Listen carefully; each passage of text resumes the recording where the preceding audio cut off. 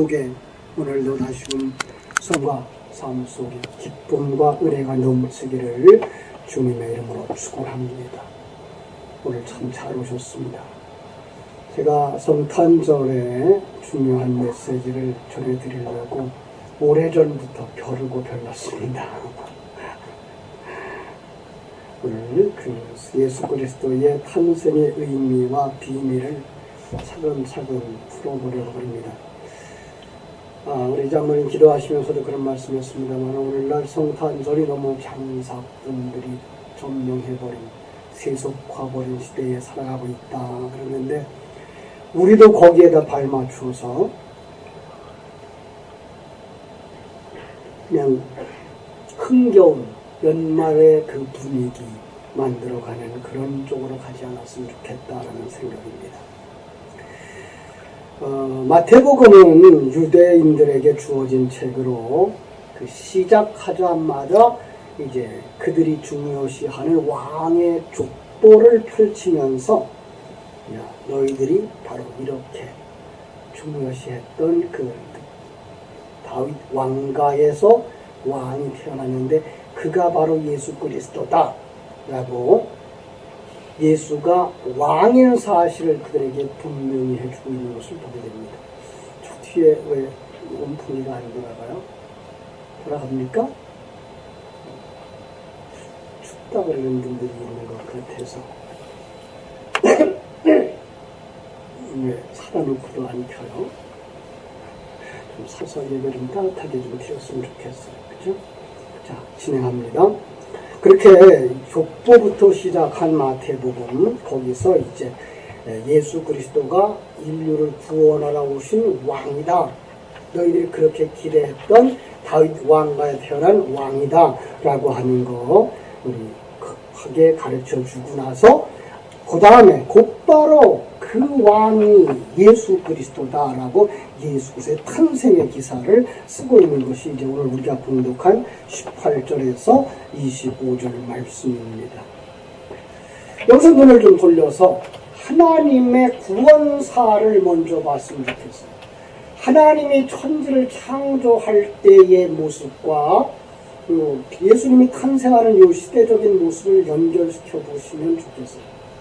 자, 하나님이 천지를 창조할 때 어떻게 설명합니까? 창세기 1장 1절 하나님이 태초에 하나님이 천지를 창조하시니라 라고 말씀하고 그 다음에 곧바로 1장 2절에서 땅이 혼돈하고 공허하며 흑암이 깊은 위에 있고 하나님의 신은 수면 위에 운행하시더라 라고 말씀하셨어요. 하나님이 창조한 그 세계를 어떻게 정의한다고요? 공허하고 혼돈하고 흑암이 깊은 위에 있는 상태다라고 정의를 해놔요. 그래놓고 말씀하시죠. 빛이 있으라 하시매 그 빛이 있었고 그 빛이 하나님 보시기에 좋았다. 요즘 성경에서 그 자를 빼버리죠. 아니 그 빛이. 이거 빛은 무엇이라고요? 영적 세계의 존재가 이 시간과 공간의 세계 속에 드러났을 때 그걸 갖다가 빛이라고 표현을 하자라고 정의를 한 거예요. 영적 세계의 존재인 하나님이시죠. 그 하나님이 이제 그 창조 세계 속으로 들어오신 거예요. 여기에 우리는 삼위일체 하나님이 사역하고 계신 걸 봅니다. 하나님이 천지를 창조했다고 하고 모든 걸 계획했다고 하는 말과 함께 두 번째로 하나님의 영이 수면 위에 운행하시고 계시고 빛이 오셔요. 그럼 빛은 몇 번째 하나님일 것 같아요? 두 번째 하나님 예수 그리스도를 상징하는 거죠. 그래서 이 똑같은 분위기를 똑같은 배경을 이스라엘 백성들의 400년 암흑기대가 넣고 이 시대가 지금 캄캄한 시대야 흑암이 혼돈하고 공허하고 흑암이 깊음 위에 있는 그 상황을 만든 다음에 거기에 누가 와요? 빛이신 예수 그리스도가 오시는 그림을 요한복음은 아주 정확하게 그리고 있는 거죠. 그래서 예수 그리스도가 오시면 어떤 역사가 일어난다고요? 구원의 역사, 재창조의 역사가 일어난다. 그래서 이 예수 그리스도가 오늘 이 땅에 오셨을 때에 그것은 이 땅에 재창조의 역사가 일어나는 거예요. 예수 그리스도가 이 땅에 오신 것을 그냥 역사적 2000년 전에 한 번의 사건으로만 보시면 이건 너무나 가난한 해석이에요. 물론 예수 그리스도는 인간의 몸을 입고 우리의 눈으로 볼 수 있도록 오신 것은 2000년 전에 한 번의 사건입니다. 그러나 예수님은 영적 세계 속에서 아담 시대부터 인류가 마지막 맞춰지는 그 시대까지 이 땅의 모든 성도들의 가슴 속에 오신다는 사실입니다. 모든 성도들의 가슴 속에 탄생하시는 이것이 진정한 성탄절의 의미라는 거 먼저 마음에 새겨들으셔야 됩니다. 그렇습니다. 2000년의 예수 그리스도의 탄생과 내가 무슨 상관이 있습니까? 오늘 여러분 안에 예수 그리스도가 탄생하지 않았다면, 여러분 인생 속에 예수 그리스도가 오시지 않았다면 2000년의 그 예수 그리스도의 사건과 아무 상관이 없다. 아니 다른 사람들 더 좋습니다. 예수 그리스도가 오신 이후의 사람들은 그때의 그 예수의 효과를 본다고 하십시다. 그럼 그 예수 그리스도가 이 땅에 오시기 이전의 사람들은 어떻게 할 것입니까? 그들은 어떻게 구원받을 것입니까? 그들은 얼마나 불행한 삶을 살았다고 말할 것입니까? 아닙니다. 하나님 역사 속에서 언제든지 동등하게 역사하셨고 모든 자기 백성들 속에 동일하게 일하고 계신 사실을 우리는 성경을 통해서 볼 수 있어야 되는 것입니다. 그렇습니다. 예수 그리스도의 탄생은 2000년대 이 땅에 오셨던 유대 땅 베들레헴 마국간에 오셨던 그 예수 그리스도의 모습뿐만 아니라 모든 자들 심령 속에 오시는 예수 그리스도의 것을 믿을 수 있어야 하는 것입니다. 구속사적인 중요한 내용을 여기에 가지고 우리 보겠습니다. 이래서 예수님의 탄생은 자연 출생이 아닌 성령으로 수태한 기적적인 탄생이라는 사실입니다. 하나님의 신이 수면에 운행하시는 것처럼 사도행전 2장에 성령이 강림하시는 것처럼 예수 그리스도는 성령으로 잉태하셨습니다.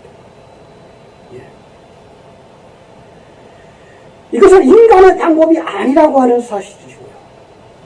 두 번째로 우리에게 가르쳐주는 것은 예수 그리스도의 탄생은 단순한 한 인간의 출생이 아닌 성삼위 하나님 중 제2위 되시는 하나님 예수 그리스도 곧 구속주의 탄생이라고 하는 사실입니다.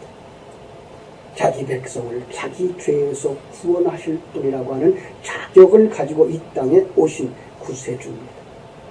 세 번째로 이런 철저한 신적 기원을 가지고 구원의 언약, 구약의 모든 언약의 선취자로 오셨다고 하는 사실.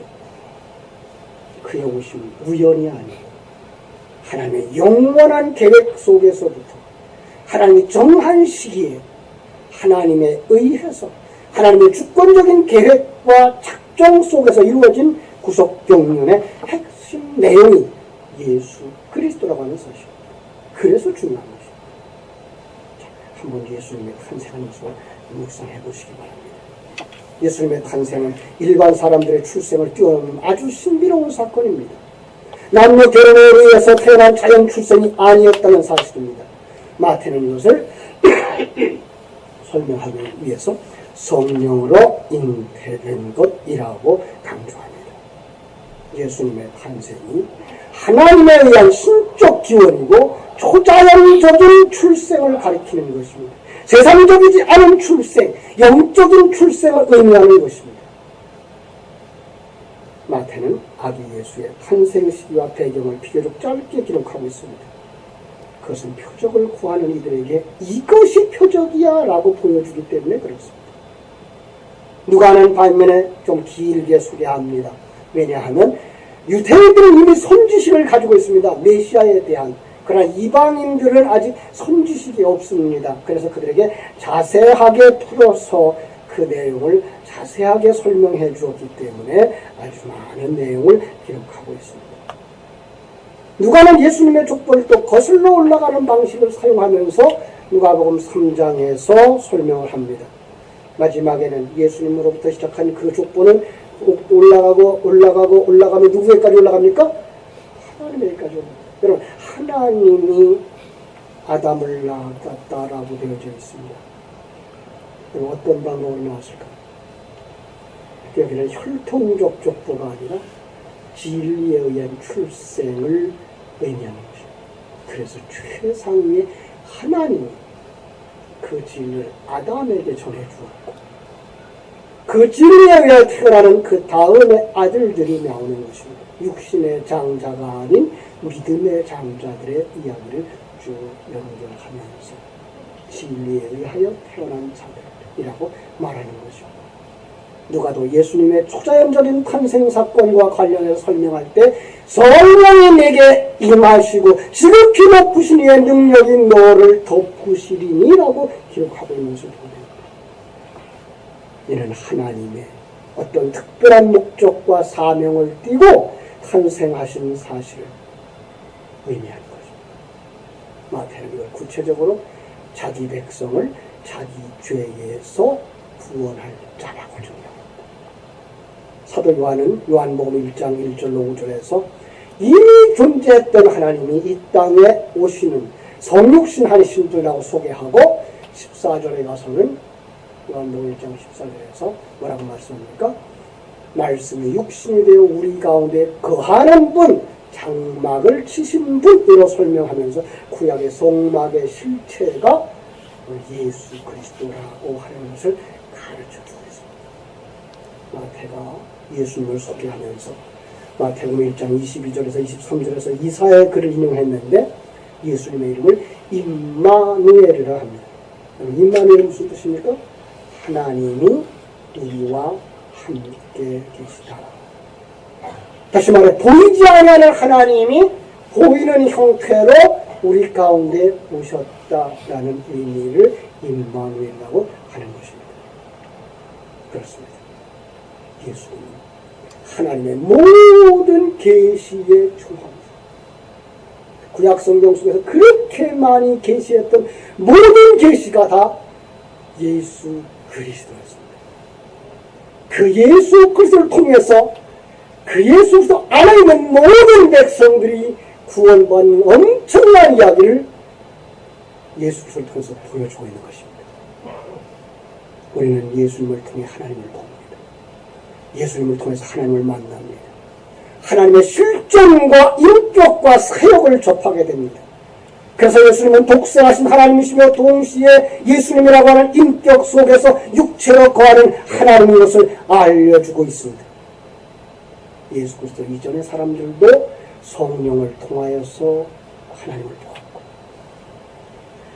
십자가 지고 돌아가시는 그 당시에 예수님과 같이 3년 반을 지냈던 그들도 성령을 통해서야만 예수가 그리스도인 것을 볼 수가 있었습니다. 오늘 우리들도 성령으로 말미암지 않고서는 예수가 그리스도인 것을 아무도 모릅니다.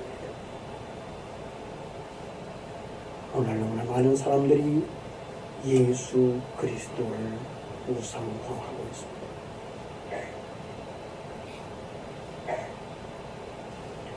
하나님께서 이스라엘 백성들에게 십계명을 주시면서 두 번째 계명이 무슨 말씀인지 압니까?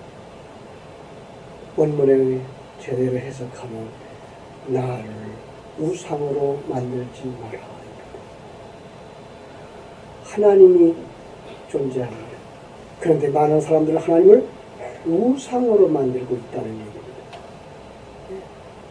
우상이 무슨 뜻입니까? 우상은 어떤 힘센 어떤 존재가 나를 위하여 존재해 주기를 원할 때 그것이 바로 우상입니다. 우리는 어떻게 생각하고 삽니까? 하나님이 나를 위해 존재합니까? 내가 하나님을 위해 존재합니까? 얼마나 많은 사람들이 하나님이 나를 위해 존재한다고 생각하며 살아갑니다.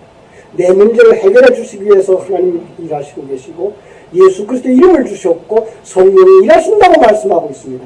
엄청난 오해입니다. 이것은 자기를 알지 못하기 때문에 그렇습니다. 하나님을 알지 못하기 때문에 그렇습니다. 우리는 하나의 미랄일 뿐이며 하나의 먼지 아릴 뿐이며 한 방울 피일 뿐입니다. 거기에 생명의 씨앗이 들어오지 않는 한 우리는 쓰레기 대포통에 버려져도 아무 할 말이 없는 천하에 이를 데 없는 존재들이었습니다.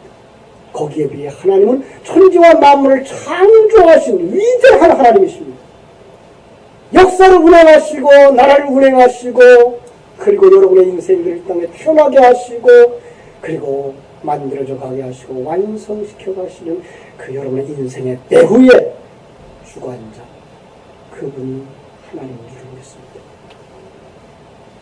여러분 그분을 위하여 존재하는 하나님이 그걸 원하고 계십니다. 그래서 주님께서 말씀하십니다. 나를 따라오려거든 자기 십자가를 지고 자기를 부인하고 나를 쫓을 것입니다. 얼마나 많은 사람들이 주를 쫓아간다고 말합니다. 그런데 아직 자기 부인을 못합니다. 얼마나 많은 사람들이 내가 예수님을 믿는다고 말합니다. 그런데 아직도 자기 십자가를 지지 아니합니다. 아니 자기 십자가라는 것 자체를 모릅니다. 그래서 나를 힘들게 하는 존재가 자기 십자가라고 생각합니다. 아닙니다. 여러분이 십자가에 못 박혀 죽으시는 것이 자기 십자가입니다. 하나님은 우리의 옛사람을 십자가에 못 박으셨습니다. 주님과 함께 십자가에 못 박았습니다. 지금도 우리들의 삶의 중심에는 예수 그리스도의 생명이 들어와 계시고 우리의 옛사람, 이미 육체 옛사람들의 삶은 죽은 자의 삶을 살고 있는 겁니다. 그래서 바울 사도는 오호라 나는 곤고한 사람이로다. 이 사망의 몸에서 이 죽은 몸에서 누가 나를 건져내려라고 말합니다. 이 죽은 몸 그건 자기 중심의 사람 자기를 위해서 사는 옛사람의 속성을 이야기하는 것입니다. 주님은 말씀하십니다. 나를 따라오려거든 아니 내가 너희 속에 들어가면 너희는 자기를 부인하게 되는 거야. 그리고 그때부터 옛사람 벗어버리는 삶을 살게 되는 거야 라고 말씀하시는 것입니다. 여러분 예수님이 성령으로 동정녀 탄생하는 방식으로 왜 이 땅에 그러한 방식으로만 오셔야 했을까요? 인간 속에 자기 스스로 자기의 문제를 해결하고 구원에 이를 자가 없기 때문에 그렇습니다. 예수님께서 죄를 위한 대성물로 오셔야만 했고 그 구원의 당위성을 우리는 살펴볼 수 있어야 됩니다. 왜요? 우리가 무엇보다 죄인이기 때문에. 성경은 말합니다. 의인은 있다 없다? 없나니 하나도 없다. 로마서 3장을 말합니다. 모든 사람이 죄를 범하였음에 하나님의 영광에 이르지 못하다. 이 땅에 존재하는 모든 자들을 불의한 자라고 말하고 있으며 이 땅에 존재하는 모든 자들을 죄인이라고 정의하고 있습니다. 그 죄는 살인을 저질렀거나 거짓말을 했거나 음행을 저질른 그것을 의미하기 이전에 하나님을 떠나 자기 독립적 삶을 살려고 하는 강자와 같은 속성을 의미하는 것입니다. 하나님의 뜻에 순종하지 아니하고 자기 임의로 선택하려고 하는 아담과 같은 속성을 의미하는 것입니다.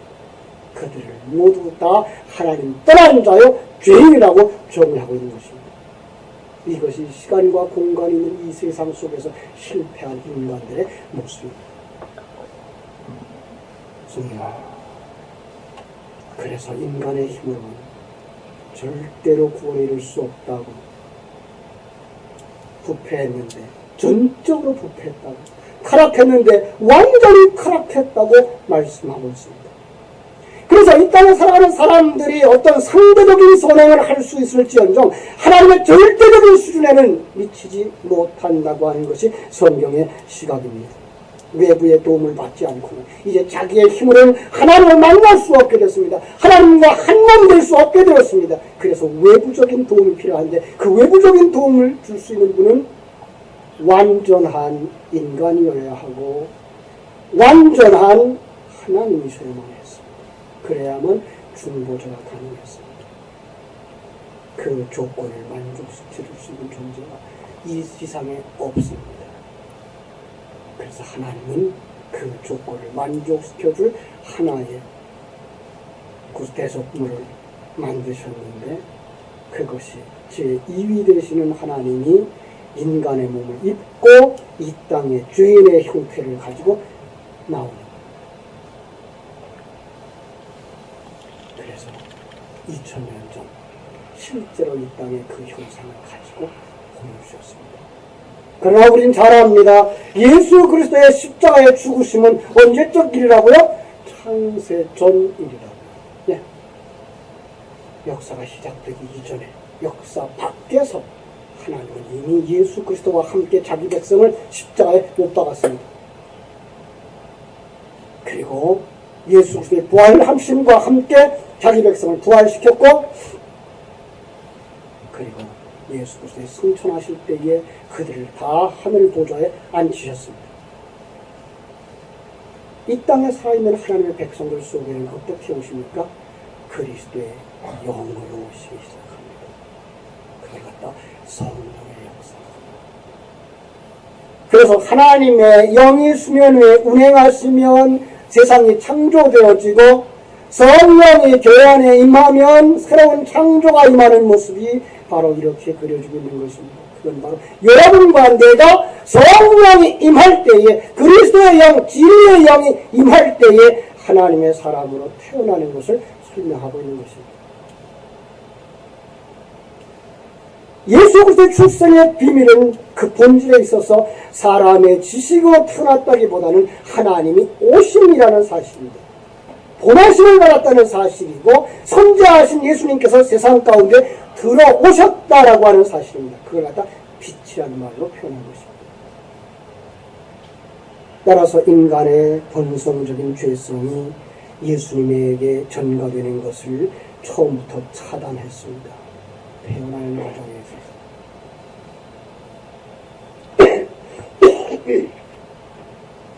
예수님을 결코 세상의 죄가 오염시킬 수 없습니다.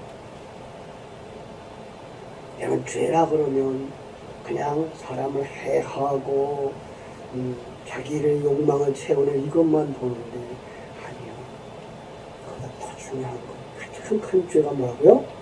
하나님과 연합되어져서 온전한 형상을 이루어야 될 인간이 아버지 내 목 주세요 해서 이 땅에 내려온 존재, 자기 중심적이고 자기에게 어떤 의와 능력이 있다고 생각하는 그 존재가 죄라고 하는 사실을 먼저 인정해야 됩니다. 그러기 위해서 자기 삶을 자기가 지키기 위해서 살아가는 삶의 스타일이 남을 해하는 것이고, 거짓말하는 것이고, 자기 중심적 삶을 추구하는 것이 쾌락을 추구함이고 음행인 것입니다. 이걸 모두 다 벗어버려야 됩니다. 그리고 하나님은 이미 그걸 예수 그리스도 안에서 벗겨주셨습니다. 이제 하나님이 우리 속에 들어와 우리와 하나 되어진 줄로 믿습니다. 사실 우리의 속사람은 더 이상 이런 하나님을 떠나지 않습니다. 더 이상 하나님을 떠날 수가 없습니다. 왜요? 내가 하나님을 붙잡은 것이 아니고 하나님이 우리 속에 뚫고 들어왔기 때문에 그렇습니다. 이제부터는 우리는 옛사람을 벗어버리는 일을 남았습니다. 그런데 우리가 옛사람이 벗겨지지 않습니다. 바울 사도가 그렇게 열심히 쉬었던 유태인이, 그렇게 열심히 썼던 바리새인이, 흠으로는, 율법의 흠으로는 나에게 흠 잡을 게 없다고 말했던 그가 자기의 신령한 눈이 열려주고 나니까 자기가 자기 중심적인 모습을 볼 수밖에 없었고 몸부림칠 수밖에 없었는데, 오늘도 우리도 마찬가지입니다. 어떻게 몰아냅니까? 제가 늘 하는 말씀, 컵 안에 있는 공기를 몰아내기 위해서는 물을 갖다가 부을 수밖에 없습니다. 내 속에 있는 죽은 자의 그 몸, 사망의 몸을 벗겨내는 방법 가운데는 진리의 말씀을 충만히 채우는 수밖에 없습니다. 이런 속에 진리로 충만되어지기를 주님의 이름으로 축원합니다. 예수 그리스도를 통하여서 구속되어지는 사건은 바로 그러합니다. 예수 그리스도가 이 땅에 오셔서 하셨던 바로 그 직분입니다. 바로 예수님이 이 땅에 오셔서 구속사를 완성하시는데 예수는 그리스도라는 말을 씁니다. 그리고 그리스도는 무슨 뜻입니까? 기름 부음 받은 자라는 뜻입니다. 그 기름 부음 받은 자는 무슨 뜻일까요? 역시 성령을 받은 자요, 진리의 말씀을 받은 자들의 상징적 표현이 기름 부음입니다. 구약 성경에 누가 기름을 부음 받습니까? 왕이 기름 부음 받습니다. 선지자가 기름 부음 받습니다. 그리고 제사장이 기름 부음을 받습니다.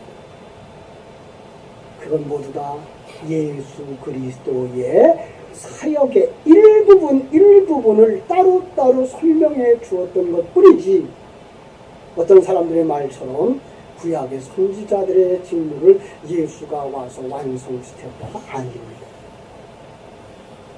예수는 창세전의 존재입니다. 인간의 시간과 공간에 있는 이 세상 속에서 유한한 존재입니다. 누가 선결되어진 자입니까? 하나님. 그분의 왕적인 모습을 그저 이 땅의 왕들이 조금씩 드러냈을 뿐입니다. 이 땅의 선지자의 역할을 하는 분들이 예수님의 그 선지성을 조금 드러냈을 뿐입니다. 이 땅의 제사장들이 온전한 제사 한 번에 드려 완전히 속죄하는 그 제사를 조금 흉내냈을 뿐이라고 하는 사실을 꼭 기억할 수 있기를 바랍니다. 시간이 짧아서 다 짚은 얘기를 다 할 수가 없습니다만, 이렇게 예수 그리스도의 성령으로 오셔서 왕의 역할을 감당하시고 선지자의 역할을 감당하시고 그리고 제사장의 역할을 감당하심으로 말미암아 구속자의 완성자로 서실 때 그 안에 있는 모든 자들을 하나님이 맞이해 주시는 줄로 믿습니다.